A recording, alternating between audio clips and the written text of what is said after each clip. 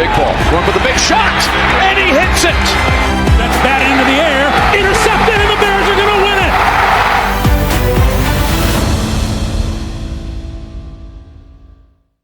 Suddenly figured out how to go ahead and win games and yada yada yada. What's up? Welcome into the Halas Beat, brought to you by the Bear Report. Usayd, Koshul, and Steve Letizia here. You can check us out on Twitter at Usayd Koshul and at Steve Letizia. Steve, I don't know about you, but it suddenly seems like this offense has sort of, I guess, found a rhythm. This defense has certainly found a rhythm. There's some expected changes to be made to the offensive line, and all of that is going to make the second half of the season, or I should really say the second quarter of the season, even more interesting when we look at weeks like 6 to 9, basically. Yeah, I mean, it's nice to come off 2 straight wins. It's been a long time since that's been the case for the Bears, and it just seems like this team is really starting to understand where their strengths are and where their weaknesses are, and once you kind of know who you are as a team, you can kind of game plan around that, and I think that's something that Ben Johnson has shown that he is really adept at doing. It hasn't been perfect these last couple of weeks, offensively and defensively, but they still found ways to win, and they've still found ways to put their players in the best position to succeed. So it's really encouraging to see, especially this early on, in the Ben Johnson era. We're only 4 games into it, and, like I said, there's been sloppiness at times. There's been, it hasn't been perfect, but for the most part, it's very obvious that they're headed in the right direction. And with an early bye, week 5, I think this is perfect for them because they can kind of regroup, get back to to game planning, and just really come out of that bye in a strong position and in a position where they can continue to build off what they've already built and hopefully clean up some of that sloppiness that plagued them early on in the year. And then just kind of don't look back after that and just, start firing on all cylinders.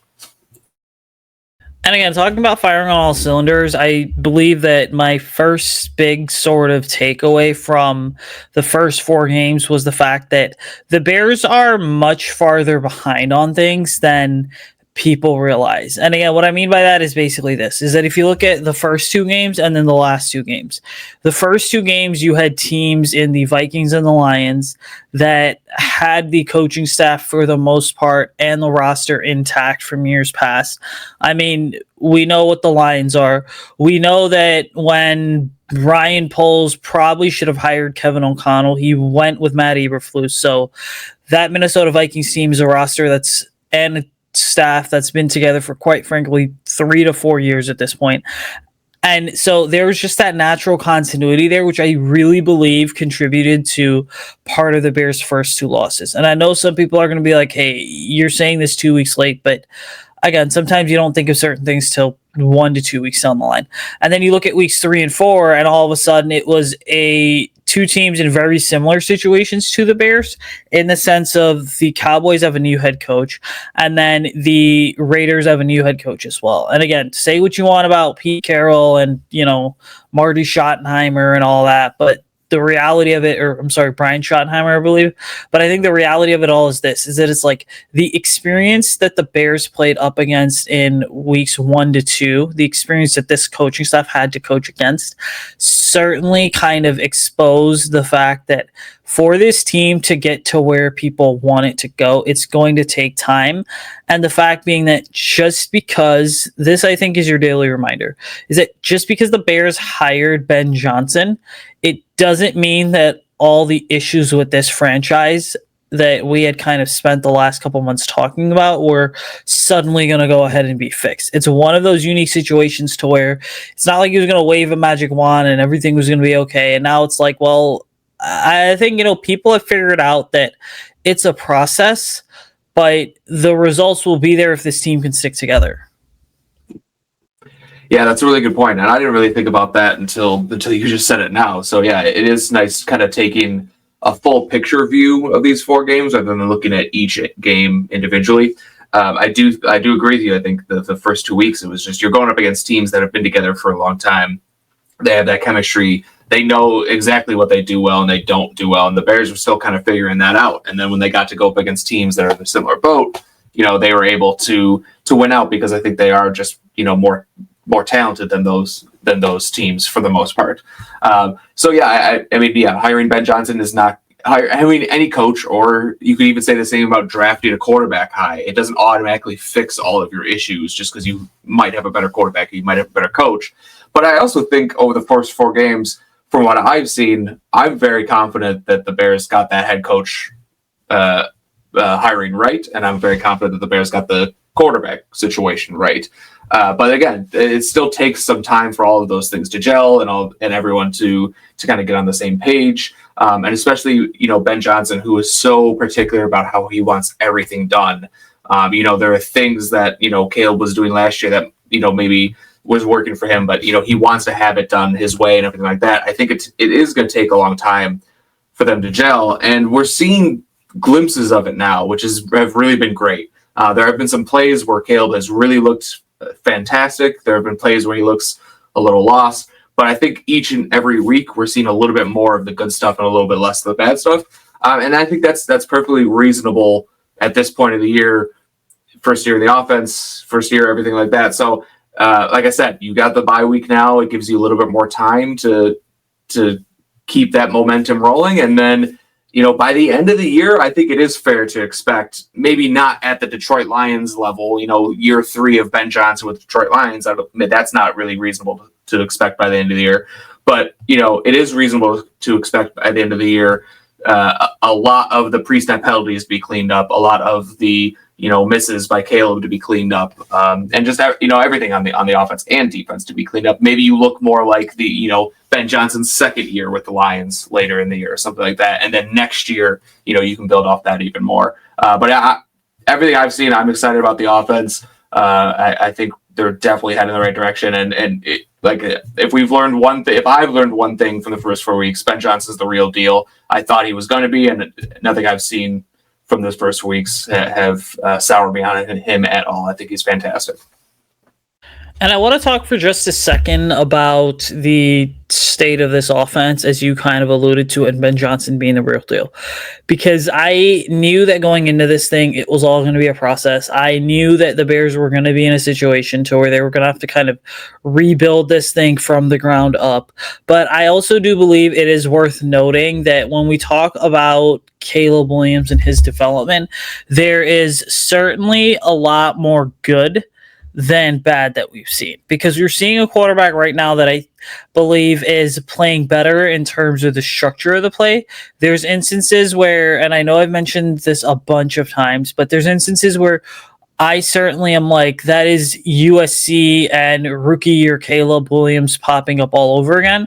But for every play that he has where he's dancing in the pocket, he's also got 2 to 3 plays where he is taking the simple check down, or B, going ahead and hitting someone in stride, C, going ahead and, the ball's coming out because he's using timing and anticipation in an effort to go ahead and hit throws easily. And so this to me is a big situation to where I look at it and I'm like, I'm not really concerned about Caleb and his development right now, but I think that the question is, he does need to still continue to get better, because this is far from the finished product. And if you're Ben Johnson, you need to go ahead and keep adapting on offense, because at some point, what you did the last 2 games is not going to work against teams like the Baltimore Ravens, for example. It's not going to work, when you are playing a teams such as the New York Giants that have, 3 solid pass rushers, even though their record is technically worse than the Bears.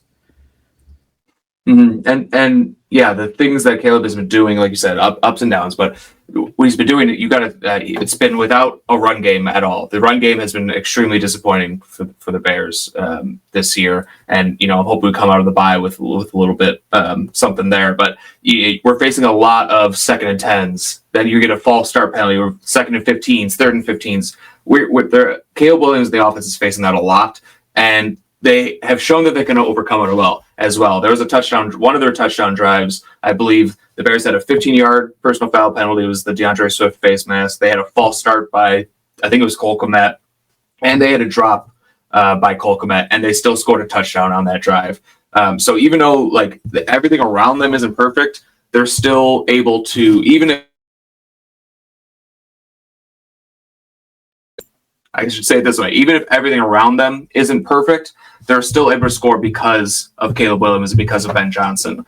So if you can get those other things kind of cleaned up, no more penalty or fewer penalties, get at least a little bit of a run game going, it's just going to make Caleb's job so much easier. And like you said, we've seen so many flashes. There were times the anticipatory throw on the touchdown to Rome Odunze was fantastic. He got to his drop and threw the ball well before Rome Odunze was out of his break. That was just one example. I thought there was a play. I believe it was the same drive as a few plays earlier on his touchdown where it was just going through his reads and maneuvering in the pocket, avoiding pressure, but keeping his eyes downfield and hitting DJ Moore on a little curl for about a 20-yard gain. There's the drop that Cole Kmet had, where he looks off the safety and then just comes right back when he hits his drop and delivers a strike to Cole Kmet, but he dropped it. There was just so many good things in this game that, I'm willing to overlook some of the negative things just because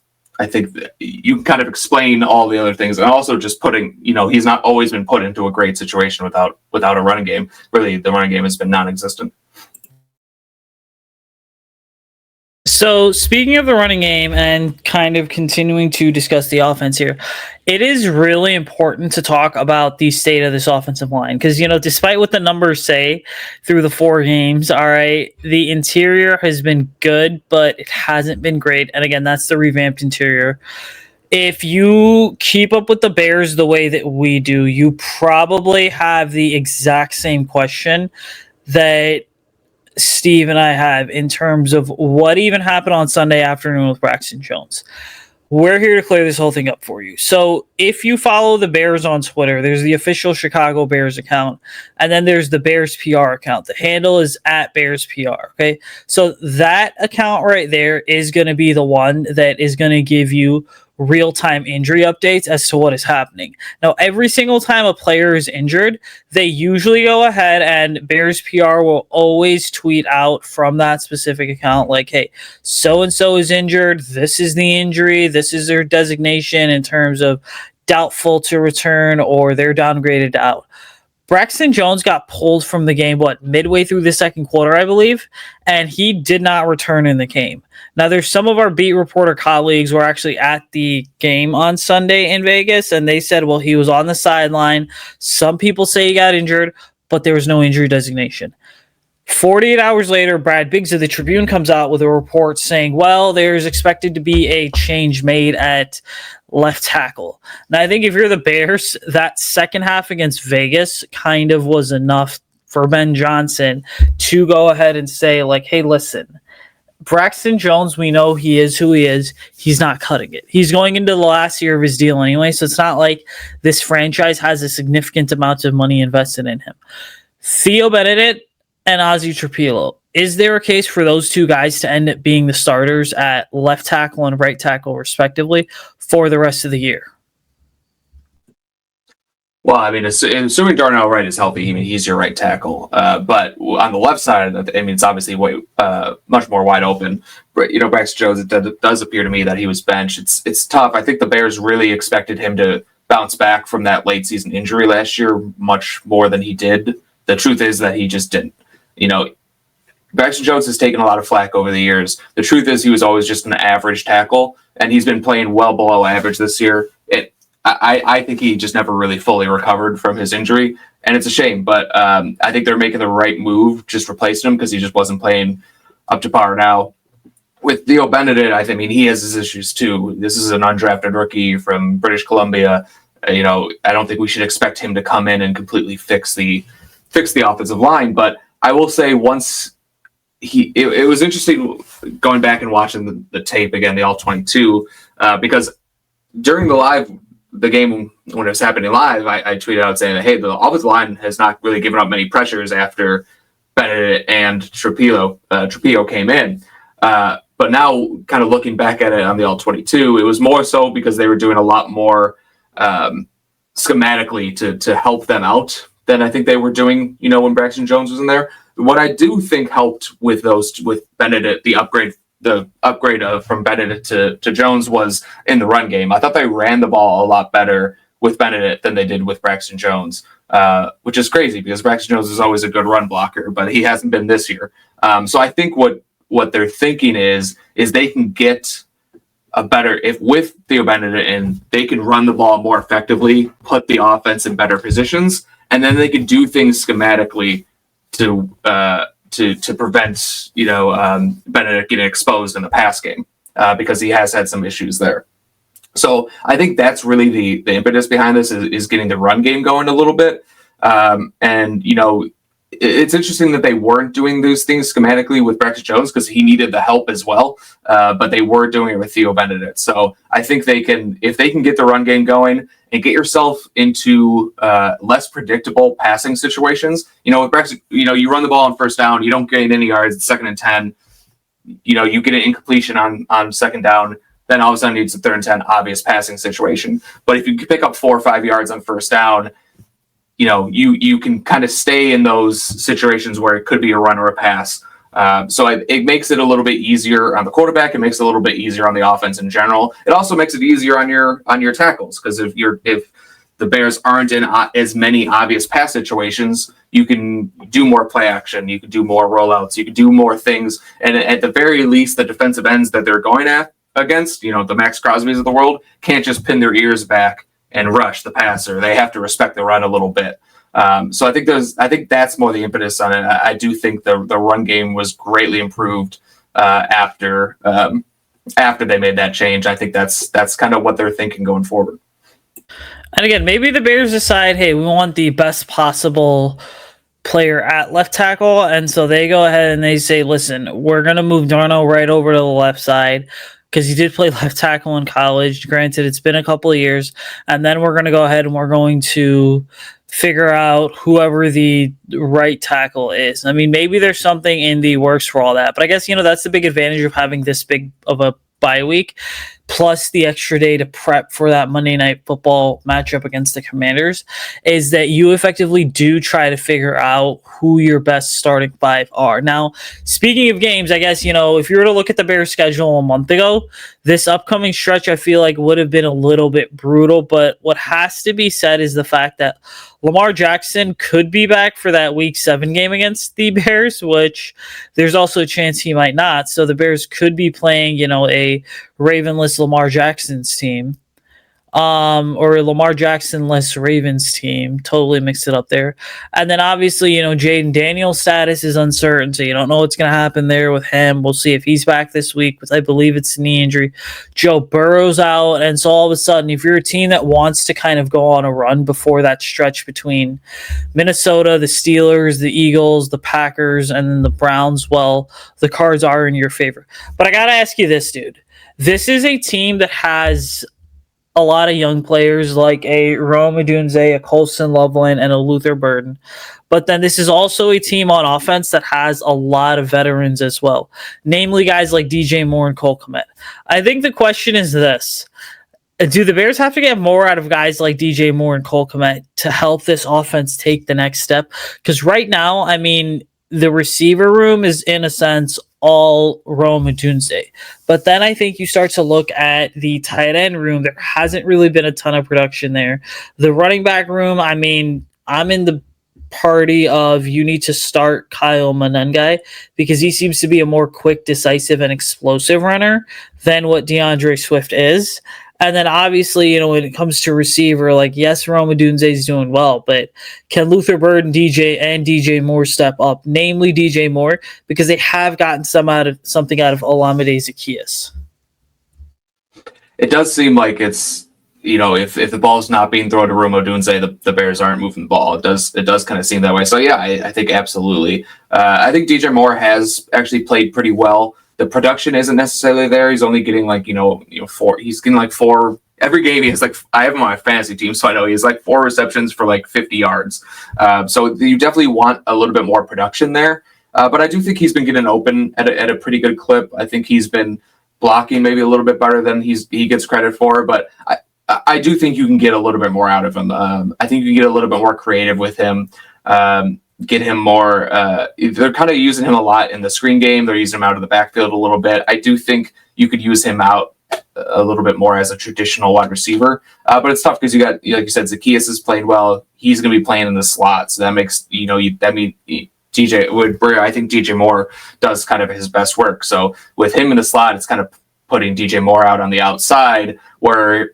He's fine on the outside. I mean, he definitely can play there, but I don't think it's necessarily his strength. So I do think there are ways you could probably get more out of DJ Moore. They absolutely need more out of Cole Kmet. That was an awful game that Cole Kmet played. He had at least 2 drops, so I'll give him the benefit of the doubt on that one on the sideline. I'll give him 2 drops. He had 2 false starts. He wasn't blocking well. I think they absolutely need more out of Cole Kmet. I mean, the tight end position in general, hopefully Colston Loveland come back after the bye. But they really need to get the tight ends going. I don't think they're, for how often they have 2 or sometimes even 3 tight ends on the field, we need to see more production out of them. And then, like you said, DeAndre Swift, I'm also in the camp that, just start Kyle Monaghan. See what Ocean Johnson can do. He's not getting any reps, but I think they need to do something at the running back position because DeAndre Swift just is not it on early downs. He's just not a downhill runner. He's not the guy that picks up tough yards. You can use him as a third down back. You can get creative with him in the screen game or, even on some outside runs, but you don't want to run him up the middle 20 times a game like they have been doing. So yeah, they absolutely need more production out of the veterans. And I would even say, I would put, kind of like Drew Dahlman, Jonah Jackson kind of on that as well. I don't think they've necessarily played bad, but I think they could definitely be playing a little bit better, especially in the run game, maybe open up some more holes. So yeah, I think as a whole, they do need more production out of these vets that are paid good money to produce. And again, when you kind of look at this whole thing here, so to me, the number one guy that has to start stepping up here is going to be Cole Kmet. And the reason being is because if you really want this offense to go to the next level, then you need the tight end room to sort of figure things out. But I also think that as much as we want the tight ends to open up opportunities for the receivers underneath, we also need this running game to get more explosive because that's where, Caleb Williams is not going to have to throw the ball 30 times a game.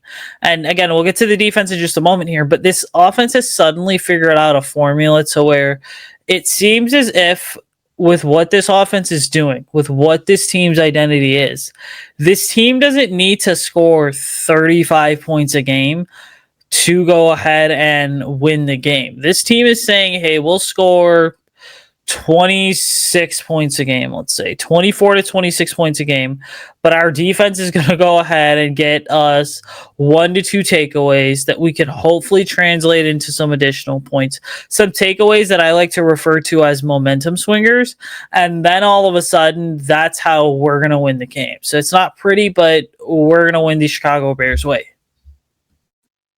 Yeah, I mean, I think they're identifying defense is the same identity it's been for every Dennis Allen defense, is that it's going to be a very aggressive defense, and that means turnovers. They're gonna create some turnovers. It also means they're gonna give up some big plays, and they're gonna give up some long drives. It's just kind of the nature of Dennis Allen's defense.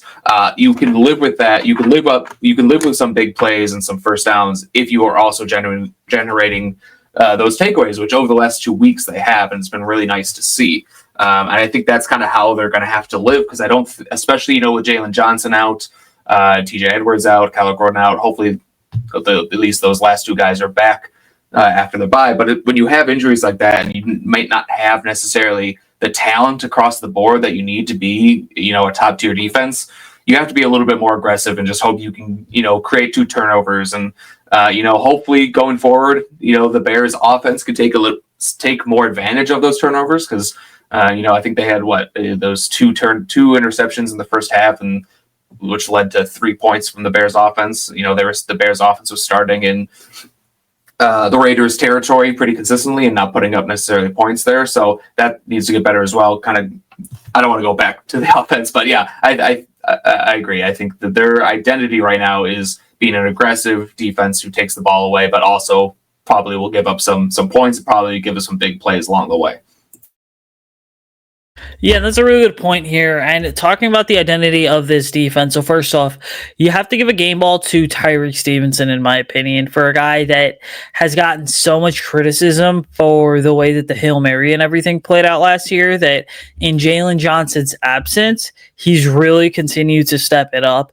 And he's really, I think, to me, on the path to turning around his career. And see, it's weird with Tyreek Stevenson because it's like, as a rookie, I thought he was a pretty solid player. And then last year, because of the Hail Mary and then because of the dysfunction surrounding the Bears, I mean, he just never really got going. And let's be honest about something. I've said this before, I'm going to say it again. If you think it was only Tyree Stevenson's fault last year, I think you're mistaken. Tell me which rookie from that 24 team genuinely developed and took a step forward, or any second or third year player for that matter. And so I'm not going to put all the blame last year on Tyreek Stevenson. And then the third big thing to really keep in mind here is that when we look at where this team is at, well, this defense has proven that there is some depth there in the secondary, like a Josh Blackwell and a Jonathan Owens, that's stepping up in other phases of the game. Kevin Byard, I really believe, is due for a major bounce back year. I mean, he's got I think it was 2 interceptions on Sunday. And then Tremaine Edmonds, a guy that, you and I were sitting here a month ago and talking about, well, is he even a fit in this offense? in this defense? He suddenly started to very quietly put it together as well. And what's scary is it's like the Bears just had back-to-back games where they generated 3 to 4 turnovers each. You're doing that without Jalen Johnson. You're doing that without a Grady Jarrett, and then without a TJ Edwards as well. So to me, the identity of this defense is tough and scrappy, obviously, but a unit that's gonna continue to get better, especially if they can get that front four figured out. Yeah, I mean, the same things we set up with the offense kind of applies to the defense as well. It hasn't been perfect. It's been a little bit sloppy, but it's early. Guys are learning new defense. We have new pieces that need to gel. We've had more injuries on the defense than we've had the offense. So I think, it's okay to expect some ups and down there. So it's been really encouraging to see. And I'll just give us a quick shout out, because I think both of us said in our pre-shows before the year started not to give up on Tyreek Stevenson. And it looks like we might be right there, because he's been really good these last 2 weeks after, he had an okay first game. He had a disastrous game against the Lions, and then has kind of been lights out for 2 weeks. So that's really good to see. Kind of to your point about the development over the last couple of years. We always say, we give the benefit of the doubt to whoever the Bears quarterback is when we have a bad coach, and we say, that they didn't develop him properly. They didn't develop the quarterback properly. We don't always extend that same courtesy to other positions. And I think it's really fair to do that for, the young guys on defense or the other young guys on offense who didn't develop with the previous coaching staff, and allow them to develop with this coaching staff, who I think are good coaches. Not just Ben Johnson and Dennis Allen, the assistant coaches as well, that I think are good coaches. Give them a chance to give these young guys who maybe didn't break out over the last couple of years, or have faced some adversity. Give them a chance with this new coaching staff and see what they can do. So far, Tyreek Stevenson seems to be thriving over these last 2 games. I think Kevin Byard, I think, is just a better fit in a more aggressive defense under Dennis Allen than he was maybe with Matt Eberflus, and other guys as well. So it's exciting to see. I think Javon Dexter also has been playing well over these last 2 weeks. Especially, he played really well against the Cowboys in particular. So a lot of guys on the defense who I think are starting to progress a little bit, and hopefully they just keep that up over the course of the year, and especially coming out of the bye week here. Again, all that to me is going to be fun to watch here. One of the big points that has to be made about this defense is that, so I don't know how much, I watched the whole game on Sunday, as a matter of fact, and I have to say the one guy who really stood out that to me should start pushing people for playing time because of his versatility is Shamar Turner. Now, I'm not saying he had this sort of world beater of a game, but it was encouraging to see a rookie, run from basically sideline to sideline as a defensive lineman, which I think it's interesting because when we look at Shamar and the sort of narrative around D tackles, it's, they're big. They should just be stuffing the run, trying to generate that interior pressure. But this is a guy I think that was running literally sideline to sideline. So the pursuit ability to me really flashed on tape there with him in terms of just everything he was doing. Yeah, I think that's a good shout out. I mean, yeah, like you said, he didn't set the world on fire. I think he didn't. Maybe was not even like super productive. But that is something I noticed when I watched the L-22 is that he was just playing kind of with his hair on fire, and he was playing to the whistle. He was always around the ball, and that's really good to see out of a young player, especially a guy who's a second round pick. He's already faced an injury. He could either go out there and just try and like stay healthy, or just do this or that. But he was actually really flying around, like you said, sideline to sideline, which is a weird thing to say for a defensive tackle, but it's kind of true. That's kind of how he was playing. And I think he was brought in. I mean, obviously they must think he's a talented player first and foremost, but I think he was also brought in just for the mentality that he showed at Texas A&M. He was a guy who constantly, played to the whistle. He played hard. He played physical. That physicality that he brings, that toughness that he brings, I think is part of the culture shift that they want. So it was really good to see him kind of see that translate to the field last week. So really excited to see what else he can do over the course of the year. That's going to be fun to go ahead and monitor, but it's getting late here for us in Central Time, so we're going to get out of this place. Make sure you're following us on Twitter at Halas, at Usayd, Koshul, at CFC Bears. Like, rate, subscribe to wherever you get the podcast. If you want us to talk about something in the comments on the next show, please go ahead and be sure to go ahead and leave a comment. Sorry, I totally botched that. And then make sure that you are tuning in every single week, guys. I know that sometimes the schedule gets a little bit iffy, but we're going to keep going here once a week for now, and then we'll kind of see how things are moving forward. But until then, ladies and gentlemen, bear down and enjoy the rest of your